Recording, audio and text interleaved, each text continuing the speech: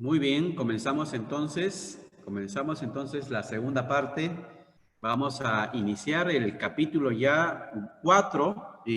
A ver, coméntenme quiénes están en la sala. A ver, me dicen sí, si están todos, sí. Muy bien. ¿Ya tienen su norma al costado? ¿Sí? ¿Se dio tiempo para que tengan, todos tienen su norma al costado? Imagino. Muy bien. Ya, deben estar con su norma al costado, ¿ah? El curso con su norma al costado para que hagan sus apuntes, las notas, es muy importante, ¿ya? Vamos a ir revisando punto por punto, e ir explicando y compartiendo también cómo es que se debe interpretar, y voy a ir compartiendo también algunos ejemplos, ¿ya? He preparado casuísticas. Me gusta hacer cada parte con casos, así que ustedes lo van a disfrutar justamente cuando lo vamos a entender bien. Muy bien, contexto de la organización.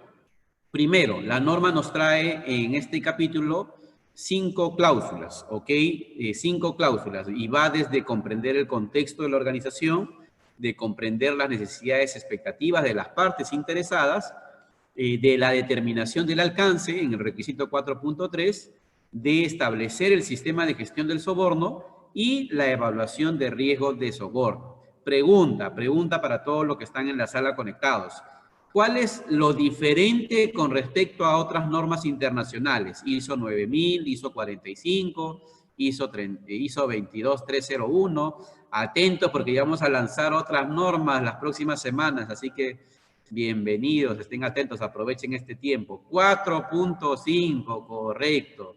El 4.5 es una de las cláusulas que lo diferencia de otros estándares, y es por eso que en esta sesión nos vamos a demorar seguro su debido tiempo para poder analizar bien el tema de la evaluación de riesgo de soborno, ¿ya? Eso es lo diferente. Bueno, y antes de seguir en el tema, es importante pues entender el contexto en el cual una organización está presente, ¿no? Antes de ir a este punto, vamos a poner el caso, por ejemplo, voy a seleccionar el caso sin poner ningún nombre, de una empresa constructora en general, ¿ya? Pónganle el caso en general de una empresa, vamos a seleccionar el caso de una empresa constructora. Vamos a entender primero de que el contexto influye dentro de la planificación del sistema de gestión, influye también dentro del proceso de evaluación de riesgos, ¿no? Actualmente, si queremos hacer esto en este contexto que estamos viviendo, ¿qué es lo que está pasando actualmente con respecto al contexto de las obras de construcción civil? Por ejemplo, a nivel de contexto externo, ¿qué está sucediendo actualmente?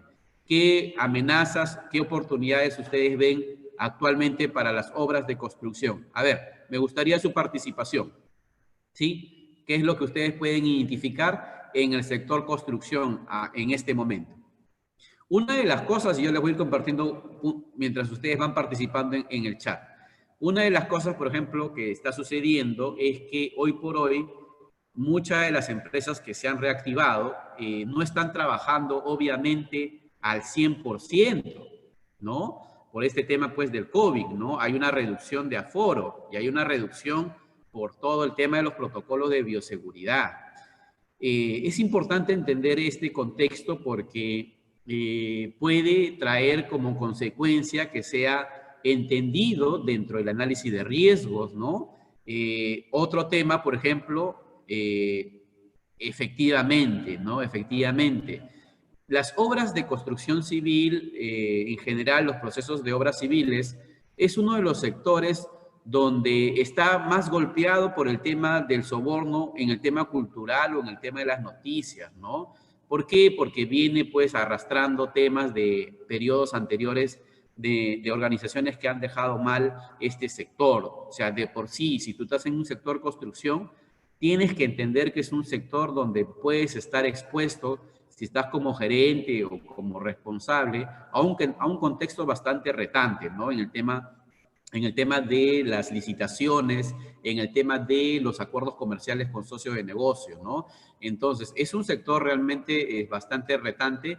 ¿Quiénes de los que están en la sala? Ah, ahí está, mira la participación también de Zaira, de Carlos, ¿no? El tema, por ejemplo, de los cupos, ¿no? Es un contexto que hay que entenderlo, ¿no? O sea, yo he tenido la oportunidad de poder auditar empresas de construcción civil donde era sorprendente cómo decían pues el poder que tenían pues el tema de los sindicatos, el tema también de las personas pues que están colindando con ese tipo de obras en el momento que sale, ¿no? Entonces, obviamente, es un contexto bastante retante, ¿no? El Club de la Construcción, también lo que pasó también en su momento con lo que hubo, ¿no? Y lo que pasó también con todo lo que conocemos, ¿no? Algo también importante que debemos comprender es lo que el estándar nos dice, ¿no? Y el estándar nos dice que cuando nosotros analicemos el contexto, lo bueno de este estándar de la ISO 37001 es que nos da una serie de requisitos de qué es lo que deberíamos comprender, ¿no? Por ejemplo, nos dice que debes entender el tamaño, la estructura y la delegación de autoridad. Hay organizaciones, por ejemplo, donde todo lo tiene que aprobar el gerente general, donde, por ejemplo, o es una empresa familiar, por ejemplo, donde los que deciden, el gerente de administración es el hermano del dueño, el gerente de operación es el primo del dueño, el gerente general es el cuñado de los accionistas. Entonces, esta estructura también puede ser algo importante que hay que entender porque podría elevar o disminuir el riesgo en el 4.5, ¿no? Te dice la norma también que en el 4.1 tienes que entender dónde opera la organización, dónde es los lugares donde opera o anticiparse a operar. Por ejemplo, vamos a suponer que hay una organización donde va a ir a hacer una obra con un gobierno regional, no voy a mencionar nombres por un tema de integridad, pero con un gobierno regional que sabemos en las noticias que ha estado expuesto y tiene prácticas corruptas o tiene prácticas por debajo de la mesa. Y tú eres el oficial de cumplimiento o el responsable de SIC y te dice tu gerente que ya estamos por firmar contrato en la región X con tal organismo. Entonces, el B te dice, ¿no? Tienes que anticiparte a dónde vas a operar y analizar ese contexto. Ese contexto puede involucrar que mis controles del modelo de prevención se incrementen, puede involucrar también que mi análisis de riesgo vuelva a revisarse, ¿no? Es importante, entonces, ver que dentro del contexto nosotros deberíamos comprender también dónde está operando la organización. Ahora, no es que nosotros tenemos que colocar punto por punto en el análisis del contexto a nivel de implementación. La norma te dice que estas cuestiones incluyen, pero sin limitarse a los siguientes factores. O sea, te da una serie de puntos que tú tienes que analizar y reforzar dentro del análisis del 4.1. Otro tema que te dice es que analiza también la naturaleza, la escala y la complejidad de las actividades. Esto quiere decir que habrá situaciones, por ejemplo, que una organización se consorcie y es un poco más complicado implementar la norma porque obviamente va a haber dos situaciones y dos modelos que van a tener que coexistir, tanto el modelo de prevención de la empresa A como el modelo de prevención de la empresa B. Entonces, si tú estás en una organización donde el modelo es por consorcios, donde hay subcontratistas, también tienes que analizar ese tema, ¿no? También te dice la norma que tienes que entender quiénes son las entidades sobre que las organizaciones tienen control, sucursales, contratistas, proveedores, y esto es muy importante que ustedes lo tengan en cuenta. Los socios de negocio se analizan también en el 4.1.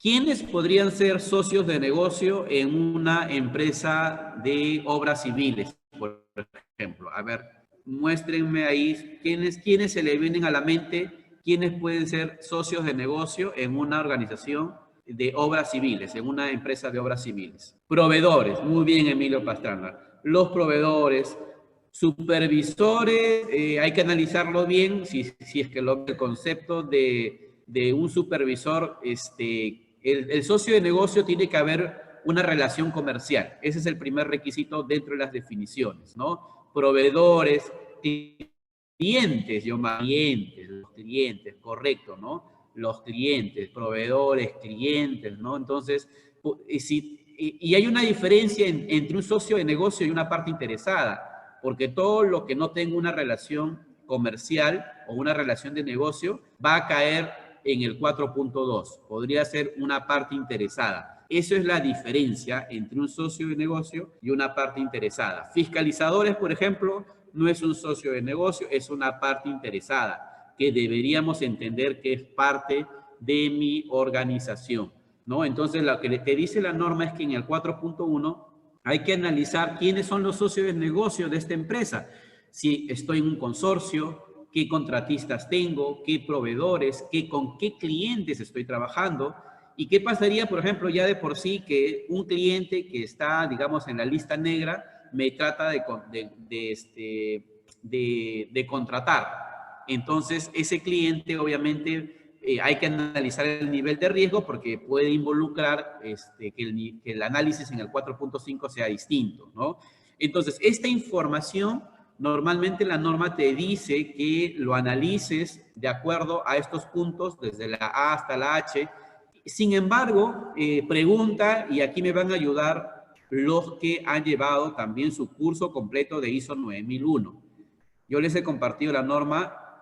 En alguna parte la norma te pide información documentada. ¿Se debe documentar este requisito por requisito de norma? ¿Verdadero o falso? A ver, ¿qué dicen ustedes? ¿Verdadero o falso? A ver, Catherine dice no, José Carlos dice no, Rosalín dice no, Jesús Silva dice no, Diana dice sí, a ver, Carlos Velázquez dice sí, no sé, no opino, dice Edward. Muy bien. Chicos, estamos en una comunidad académica, sí, esto es para participar, ¿ya? No es que me equivoqué, acá nadie se equivoca, es para participar. Ya, de hecho, si ya estás participando, te agradezco para que, obviamente, te aseguro que cuando participas, el aprendizaje llega por dos. Este es uno de los modelos de ISO 21001. No les conté, pero yo trabajo bastante el tema de la ISO 21001, los modelos de educación, y dentro de los modelos de educación fomento mucho la participación activa. Y dice que una persona aprende entre un 50-70% cuando participa, y cuando no participa solamente aprende entre un 20 y un 30%. Entonces, bueno, sabemos que en el tema virtual es más retante, pero hay que participar, conversar al menos por el chat. Obviamente por la cantidad no podemos habilitar todavía el tema del audio, el video, pero por el chat podemos conversar. Muy bien, muy bien. Algunos dicen sí, algunos dicen no. Bueno, la respuesta, según la norma ISO 37, acuérdense, yo les dije, cuando la norma te pide que este documento tenga cierto procedimiento o registro, lo va a pedir con la palabra información documentada. Si en el 4.1 te dice que debes mantener o conservar información documentada, es obligatorio que debes tenerlo aquí. Pero si ustedes analizan el 4.1, no me pide como requisito de norma tener un documento. Alex, entonces no tengo que hacer nada aquí. Menos trabajo. ¿Verdadero o falso? A veces también nos vamos al extremo, ¿no? Nos vamos al extremo, no es eso. Lo que pasa es que la norma fue escrita para cualquier tipo de organización. Pongamos una organización de una sola persona. Entonces, bueno, el gerente conoce su contexto, lo explicará. Sin embargo, la organización va creciendo, ¿no? Van convirtiéndose en 5 personas, en 10 personas, en 20 personas. Es ahí donde la estandarización ayuda. Nosotros somos promotores de la estandarización, entonces es ahí donde nosotros ya deberíamos conservar como buena práctica cierta información documentada, ojo, como buena práctica, para que justamente podamos tener información sobre este tema. Bien, chicos, he anotado todo lo que ustedes han dicho del contexto de esta organización y miren lo que les estoy trayendo. Este es un ejemplo, porque me gusta ponerle ejemplos siempre prácticos, simples, para que ustedes puedan comprenderlo mejor, ¿no? Este es un ejemplo académico, porque he tratado de sacarlo académico básicamente, de un modelo de análisis FODA, por ejemplo, para una organización en el rubro de la construcción, en el tema básicamente de antisoborno. Por ejemplo, en este contexto, pues ha documentado como factores internos positivos que ya de por sí esta empresa tiene una sólida cultura sustentada en el código de ética, ¿no? Mira, de por sí. También ya cuenta con un SIC. Hay organizaciones, por ejemplo, que integran, ¿no? Integran ya el ISO 37 a sus otros modelos. Ya de por sí, si es tu caso, es una fortaleza ya ganada, ¿no?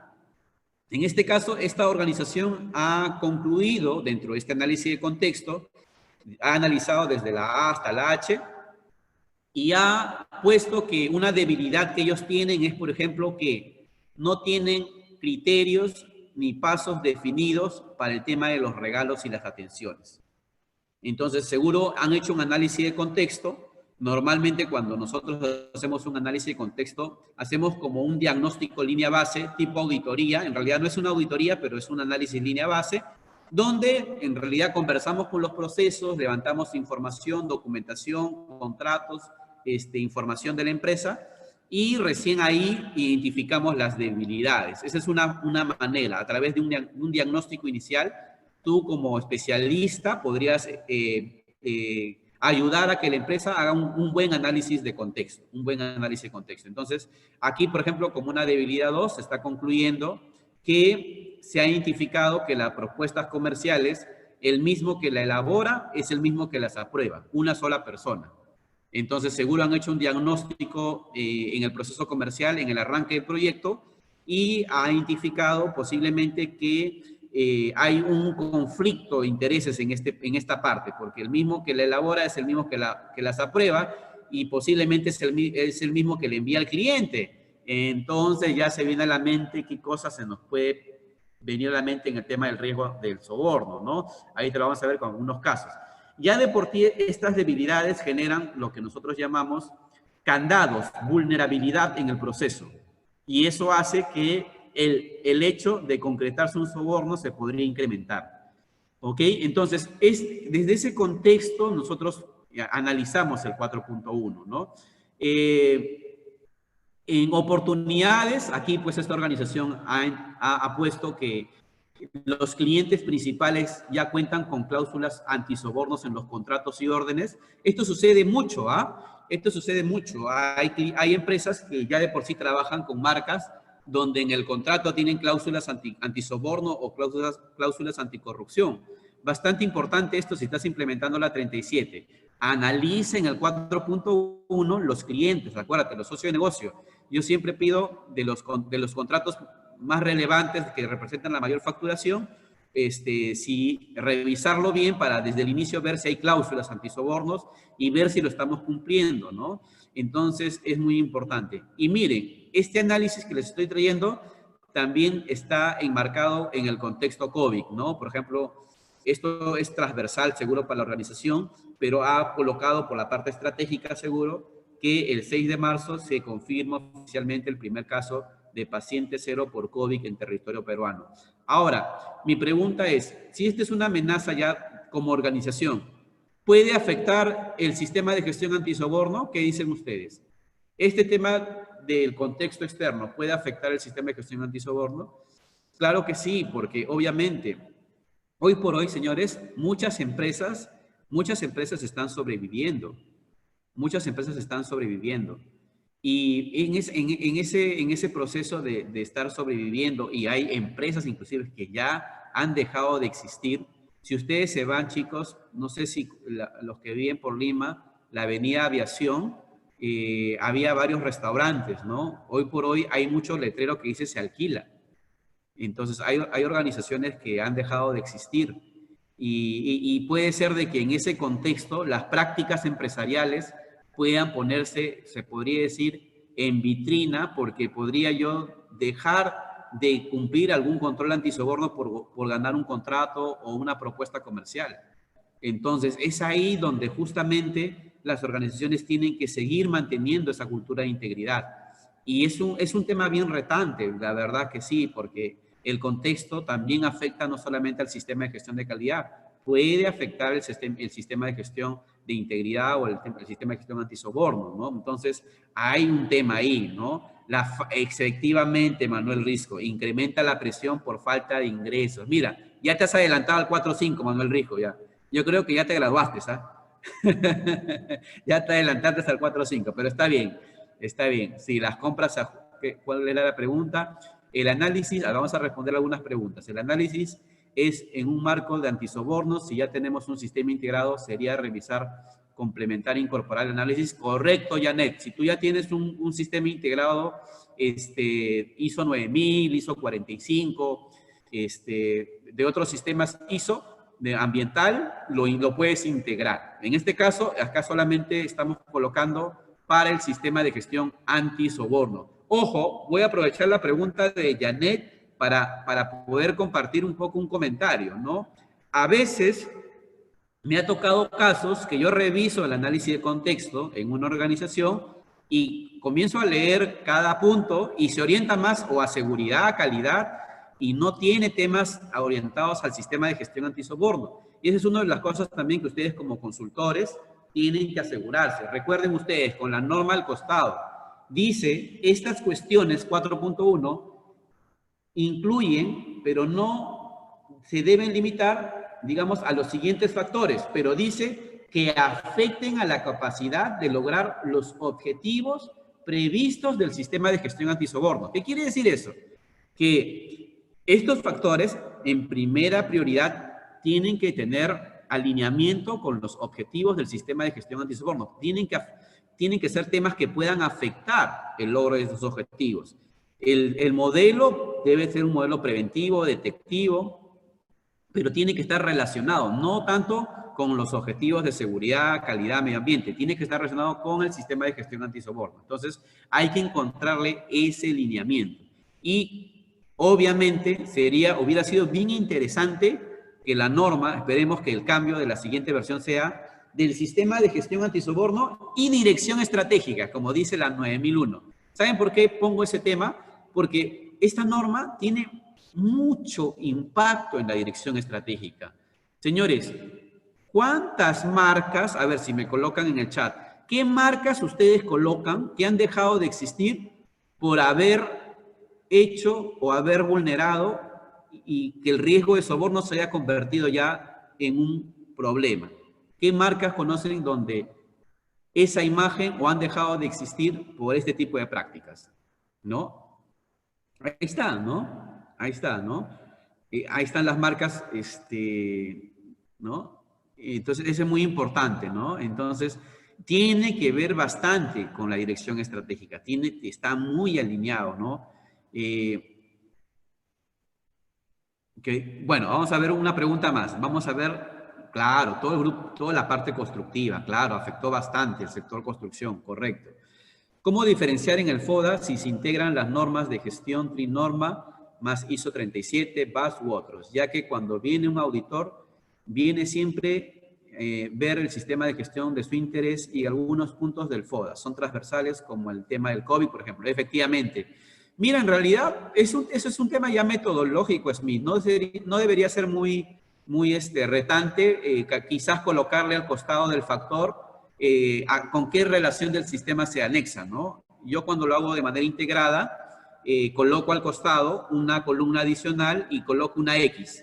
Esta debilidad tiene más relación con calidad. Esta otra debilidad con medio ambiente. Esta con 45 y esta con 37. ¿No? De manera simple, puedes colocar una columna adicional al costado del factor y ver a qué sistema más afecta. O puede afectar también a todos los sistemas.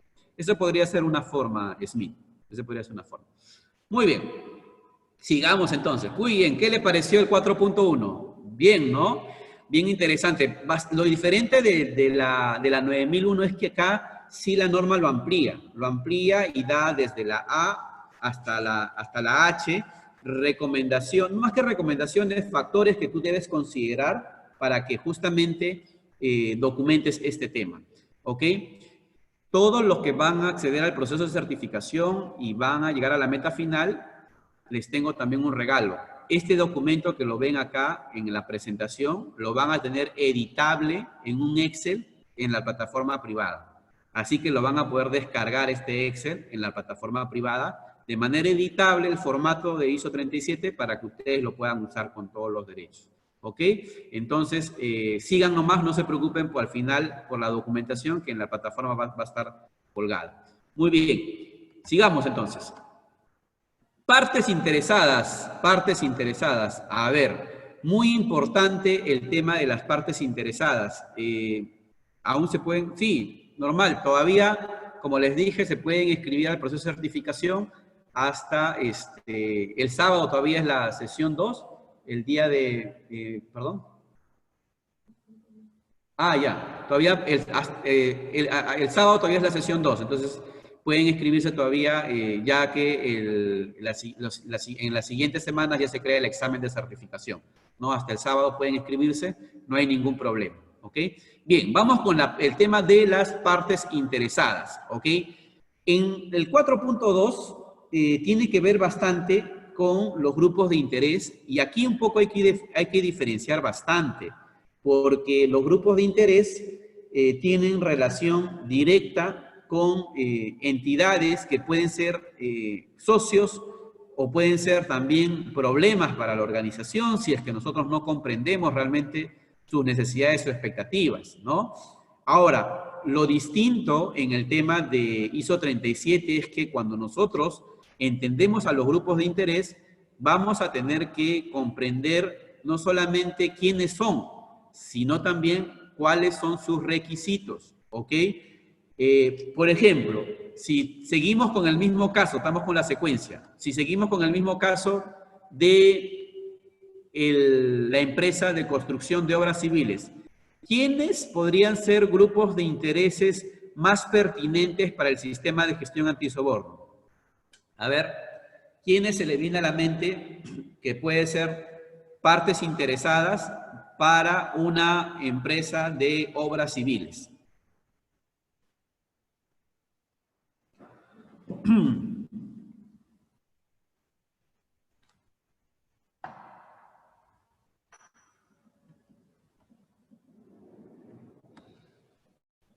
Muy bien, están participando, wow. Muy bien, miren toda la lluvia de ideas de este aprendizaje colaborativo, ¿no? No, miren, ¿no? Las municipalidades, vamos a leer algunas de lo que, ¿no? Las municipalidades, constructores, sindicatos, la SUNAFIL, los gobiernos, ¿no? Las inmobiliarias, ¿no? Los bancos, claro que sí, los bancos también están ahí presentes, ¿no? Ahora, dentro de los grupos de interés, ¿pueden estar involucrados los socios de negocio? ¿Qué dicen ustedes? ¿Verdadero o falso? Dentro de los grupos de interés, ¿pueden estar metidos los socios de negocio? Claro, claro que sí, ¿no? Entonces, ¿quiénes debería yo darle especial atención, digamos, desde el inicio también? A los socios de negocio. Los socios de negocio son, digamos, se podría decir en ISO 37001, las organizaciones que hay mucha posibilidad de transacciones en el tema, pues, del soborno, ¿no? Entonces, hay que darle una mirada importante a este tema. Sin embargo, todos me han dicho partes interesadas, pero hay una parte interesada muy importante que agrupa un tema bastante delicado, digamos, en general en los países. ¿Quién le atina cómo es el nombre?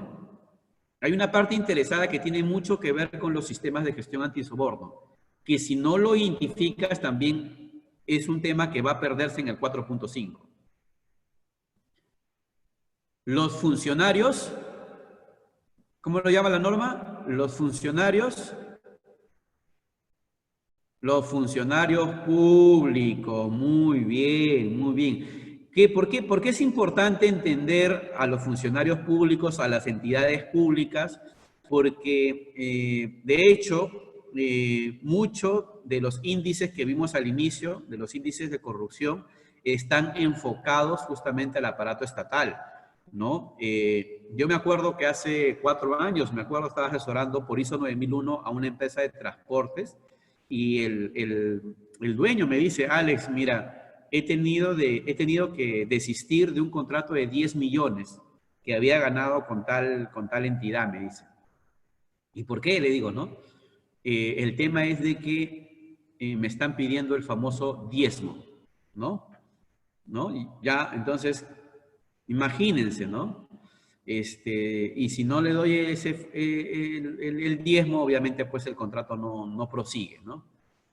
Entonces, este gerente que en realidad, por un lado, pues, tenía que mejorar en sus prácticas con sus trabajadores, pero por otro lado, pues, tomó la decisión de no llegar a este tipo de prácticas, pero muy buena parte de la cultura en años anteriores, pues, ha estado vinculado bastante a funcionarios públicos, ¿no? Hay buenos funcionarios públicos, hay que respetarlo, pero también hay personas que dejan mal el nombre. Así como también hay buenos trabajadores, ¿no? En todo tipo, hay un poco de todo, pero que no se nos pase el tema de los funcionarios públicos como identificación, uno de los temas importantes dentro del análisis de partes interesadas.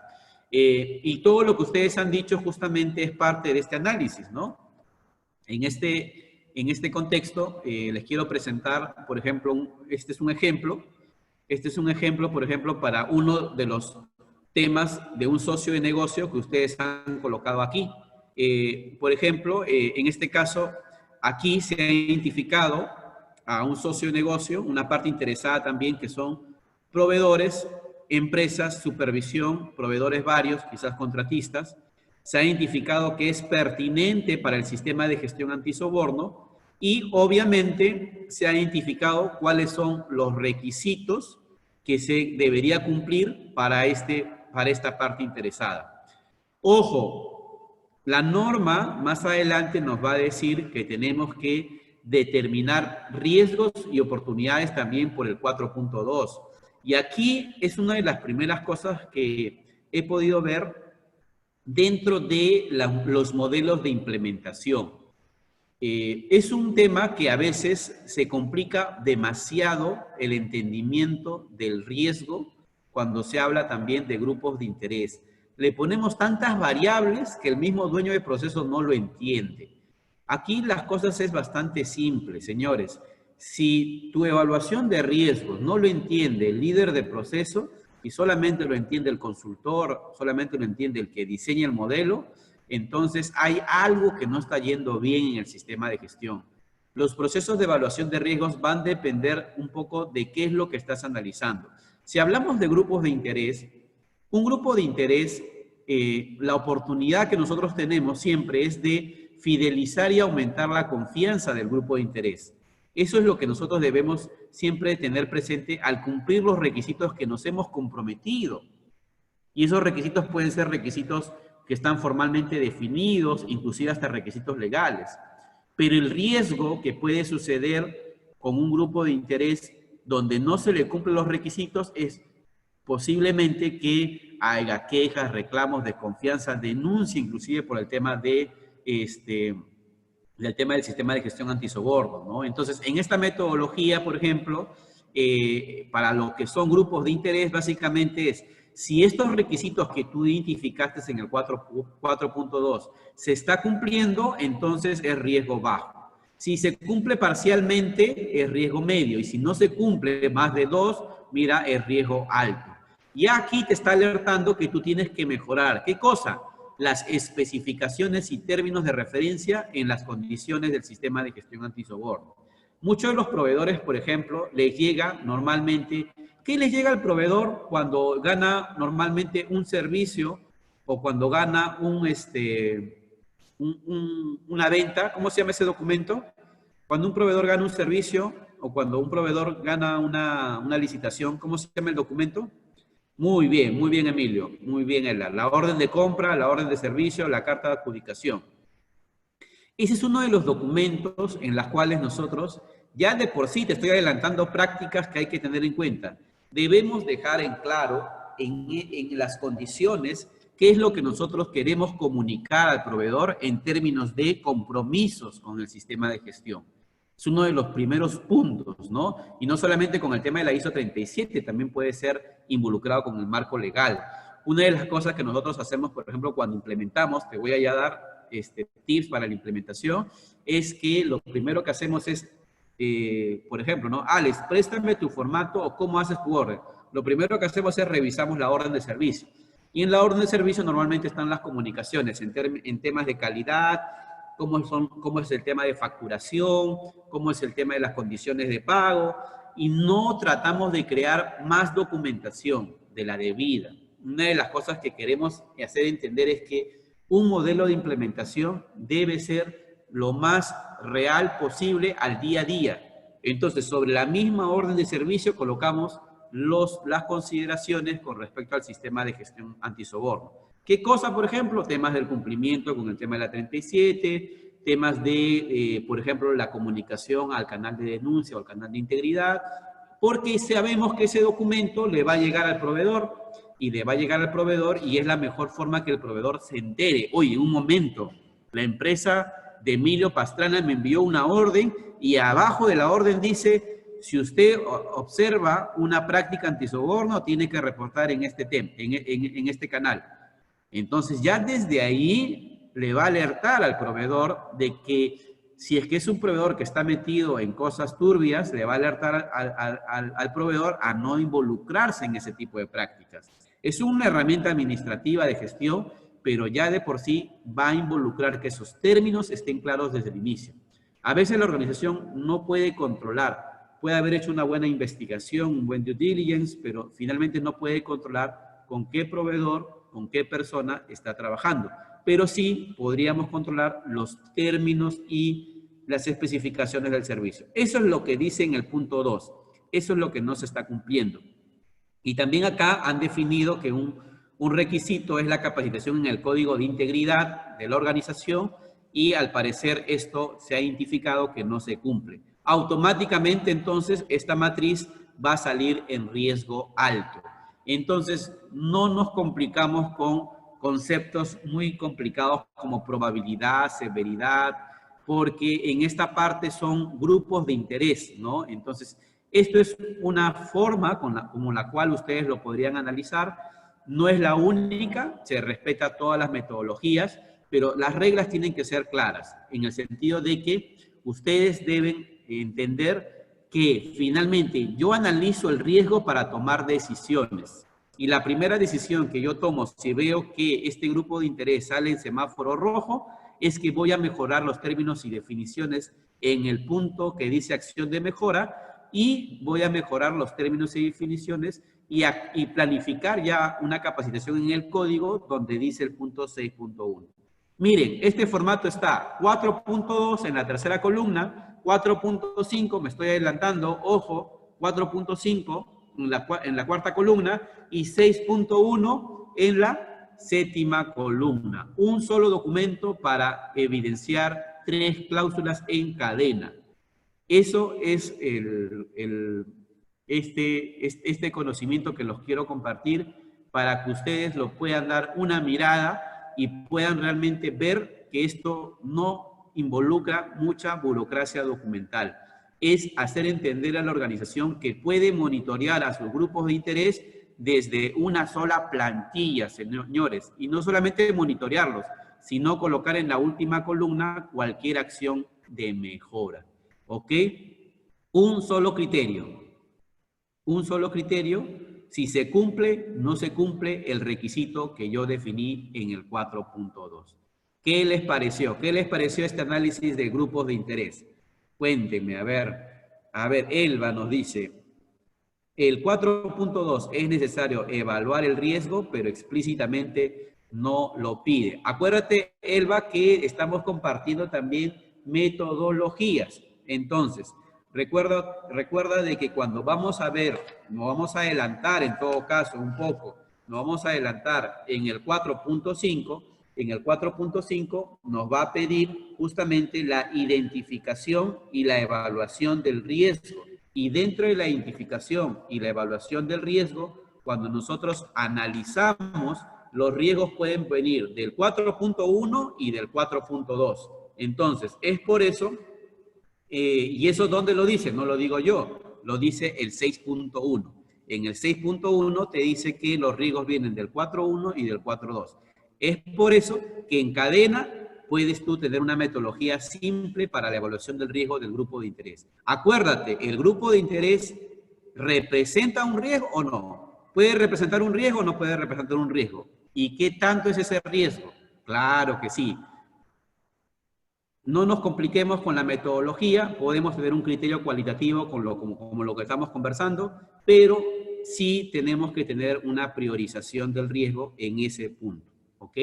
Ese es muy importante.